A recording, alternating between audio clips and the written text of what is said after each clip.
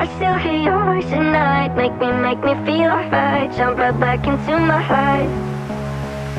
Cause we could dance the night away. Make me love you through the haze. Ain't no need to be afraid. Hey, have you heard about that experience where you wake up, or think you do? Everything in your room looks normal, but you can't move. You try to call out, nothing comes. And then you hear slow, heavy footsteps. A tall, silent figure stands there and just stares. And then, as suddenly as it arrived, it's gone. It's such an interesting topic. Yeah, I have. That scene gives me chills.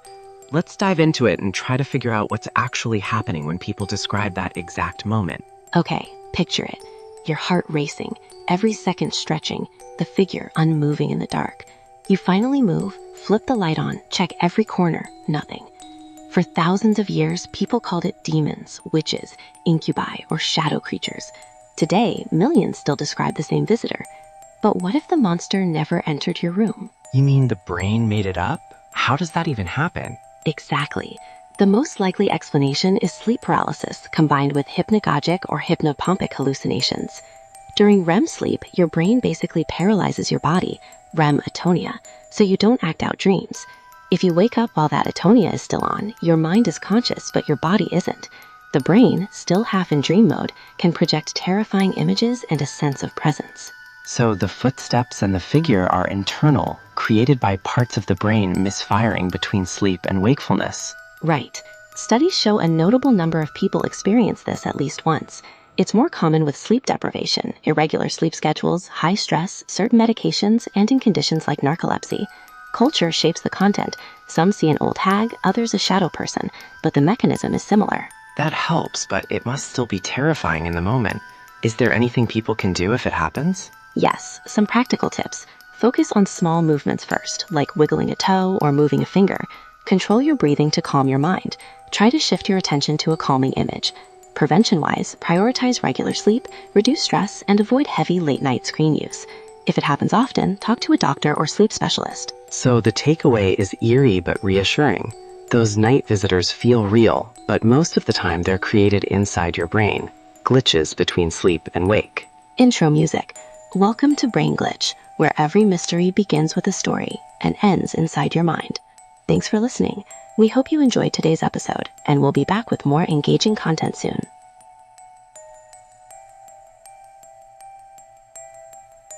So, what just happened? Was it a ghost? A demon? An alien? Or was your brain playing one of its oldest tricks? Wow, starting strong. You're talking about that terrifying moment some people wake up and can't move, right? Exactly. Sleep paralysis. People have been reporting it for thousands of years, long before the internet, electricity, or horror movies. And the strangest part?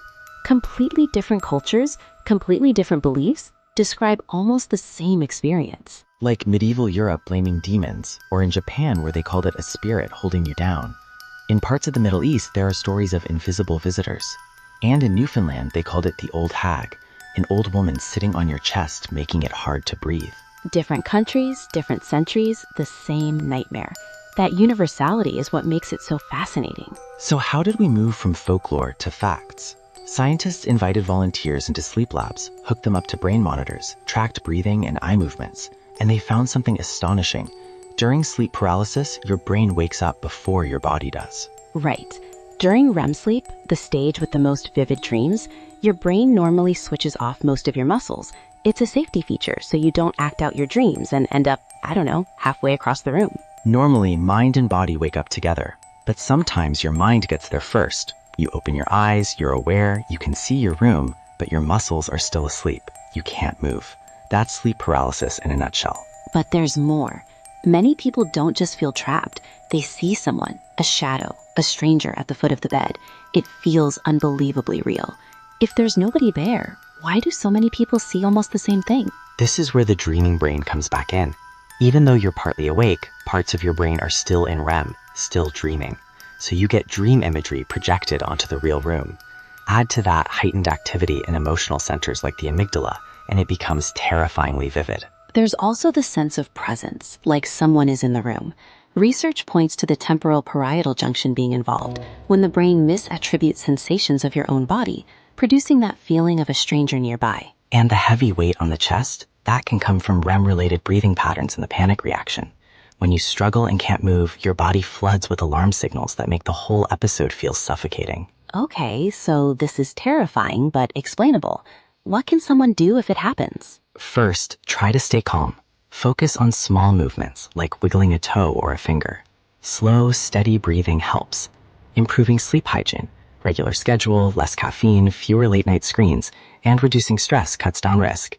If it's frequent and debilitating, see a sleep specialist. There are treatments including therapy and medications that reduce REM intrusion. So the next time you wake up frozen and see a shadow, you can tell yourself a few things. Your brain is in a weird in-between state, it's not permanent, and there are ways to get help. Not as spooky as a demon, but maybe more interesting. Exactly. The stories are wild, but the science is just as compelling. Thanks for listening. Stay curious, sleep well, and we'll be back with more intriguing tales of how our brains shape our nights.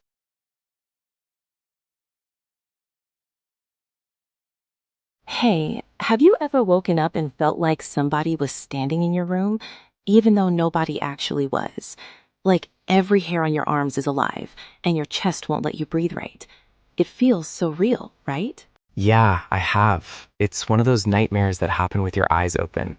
Tell me, what's going on in the brain when that happens? Part of your brain is still dreaming, while another part is already awake.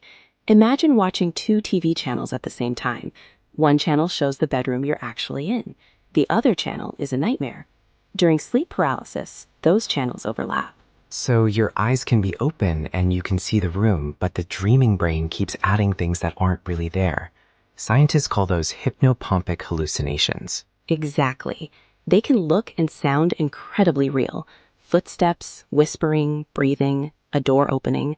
Some people even feel someone touching them or sitting on their chest. That's why it often feels like you can't breathe. Right, and it's not an external attacker. During REM sleep, the brain shuts down the big muscles so we don't act out our dreams. That temporary change in how breathing feels makes the waking part of the brain ask, what's causing this? The brain hates unanswered questions, so it invents an answer, a shadow, a figure, a presence. And because human brains organize threats in similar ways, people around the world describe similar experiences, not because they see the same monster, but because the brain fills the gap in similar ways. There's another cruel twist. The more frightened you get, the stronger the hallucination becomes. Fear feeds fear. Your heart races, breathing alters, and the brain gets more convinced that danger is real. It becomes a loop that feels terrifying, and it can feel like forever, even though it usually lasts less than a couple of minutes. That's the bit that haunts me. If we know what's happening, can we stop being afraid? Or is the shadow always going to win? You might like the answer. Knowing what's happening is actually powerful. Recognition breaks part of the loop. When you realize in the moment, this is sleep paralysis, it reduces the brain's need to invent horrible explanations. That alone can lessen panic. Okay, but when it's happening right now, what can someone actually do? It feels impossible to move. There are small practical tactics people use. Start with tiny movements. Try wiggling a finger, a toe, or even moving your eyes. Micro movements are often the first to return. Focused breathing helps too. Slow, steady breaths, counting in and out. That calms the heart in the panic loop. Some people silently repeat a grounding phrase like, "This is temporary, I'm safe." Visual techniques can help as well. Imagine turning on a light or picture a calm scene you know well. Anything about prevention? Because I don't want it to happen again. Yes, good sleep hygiene, consistent sleep schedule, reducing late night stimulants, and managing stress lowers the chance of waking directly from REM. Sleeping on your side helps some people. If episodes are frequent or linked to daytime sleepiness, talk to a sleep specialist. Sometimes underlying sleep disorders or medications need to be addressed. So the shadow doesn't have to win? No, the shadow feels real, but it's a product of a brain in two modes at once. With knowledge, small actions, and better sleep habits, you can shrink that shadow. It's temporary, usually harmless, and you don't have to be powerless against it. That's surprisingly reassuring. Even when the moment is terrifying, there's a way back. Thanks for walking through that with me. Anytime. If you or someone you know experiences sleep paralysis often, be gentle with yourselves and consider reaching out to a sleep professional. And remember, the nightmare channel can overlap reality, but it doesn't own it. The music softens. The answer might surprise you. Understanding the mechanics can be the first step to reclaiming the night.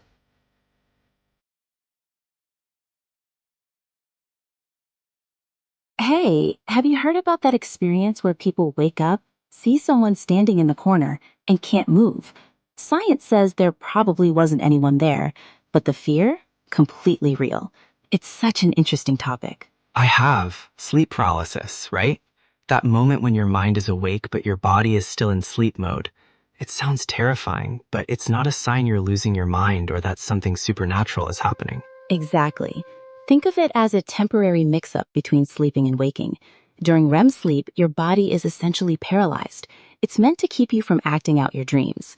Sometimes the brain wakes up before the paralysis has lifted, and you get stuck in that strange in-between. And that's when people report seeing shapes, shadows, even feeling a presence in the room. Those visuals are called hypnopompic or hypnagogic hallucinations, dream imagery bleeding into wakefulness. They're vivid because the emotional centers of the brain are active, so the ordinary becomes ominous. I like to imagine an ordinary bedroom suddenly becoming the setting of the scariest story you've ever lived. Not because your brain wants to scare you, but because for a few moments it's caught between two worlds, sleep and wakefulness. One of the most important things to remember, it usually ends on its own, seconds to a couple of minutes. And once people understand what's happening, the experience often becomes less terrifying. Some folks even develop coping strategies. Like focusing on slow, steady breathing, mentally repeating, "This will pass," and trying not to fight the sensations. Resistance tends to amplify panic. Staying calm and waiting can help the body come back online bit by bit. There are also practical steps. Improve sleep hygiene, keep a regular schedule, reduce late night screen time, manage stress, and watch for sleep deprivation. For people with frequent episodes, a doctor can check for underlying causes like narcolepsy or medication effects. I once read an account from someone who learned to wiggle a finger or a toe as soon as the episode started. That tiny movement sometimes breaks the paralysis. It feels like a superpower after the first few terrifying episodes, reclaiming control one small muscle at a time. And empathy matters. If someone tells you they saw a shadow in their room, don't laugh or call them crazy. What they experienced felt real. The brain is powerful enough to make something unreal feel completely real for a few heartbeats. That's the real brain glitch. 3 pounds of tissue creating an illusion more convincing than any magic trick. It teaches us about how perception is constructed and how fragile the border is between dream and reality. So next time it happens to you or someone you know, breathe.